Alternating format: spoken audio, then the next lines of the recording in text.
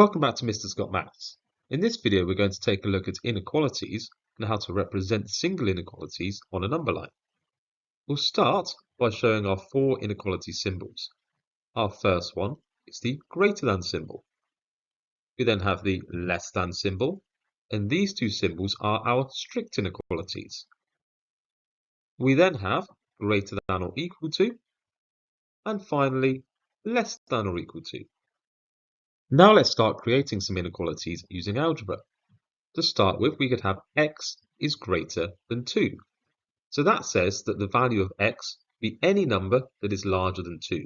So for example, it could be 3 or 4 or 5 or anything larger than that. Or let's say we could have x is less than 7. So x could be 6, 5, 4, 3 or anything less than that. Now let's say x is greater than or equal to 4. So now x could be greater than 4, so it could be 5 or 6 or 7 or anything greater than that. But now it could also be 4 itself. And then finally let's go for x is less than or equal to 6. So now x could be less than 6, so 5, 4, 3, 2, anything less, or x could be 6 itself. Now let's start to represent our inequalities on number lines. So let's go back to this example, x is greater than 2. So we said that x could be 3 or 4 or 5 or anything greater than that. But what if we were asked to list out all of the values that x could be? Well, there would be an infinite number of values, so we can't do that. So instead, let's show it on our number line. So I've drawn a number line out between 0 and 10. And to represent this on a number line, I'm going to put a circle on 2. That is our critical value for this inequality. Now, because we are thinking of values that are larger than 2, we are going to draw an arrow going towards the right-hand side. So that shows that anywhere along that arrow will satisfy this inequality. So that could be 3 or 4 or 5, anything larger than that as well. We keep that circle empty because this is a strict inequality. We can't have 2. We could have 2.1, but we can't have 2 itself. So the circle stays open.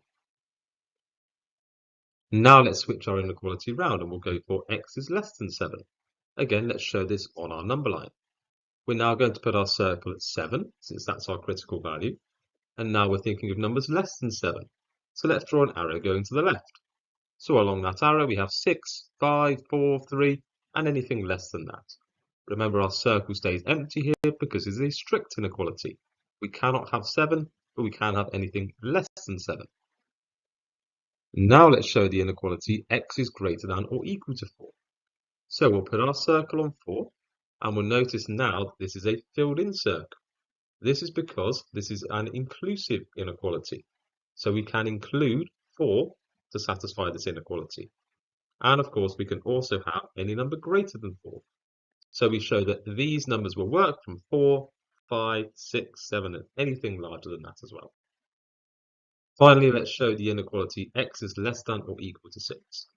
So we put our circle on 6, and it's a filled-in circle because we have an inclusive inequality. Our arrow goes to the left because we have a less than. So any value that is 6 or below will satisfy our inequality x is less than or equal to 6.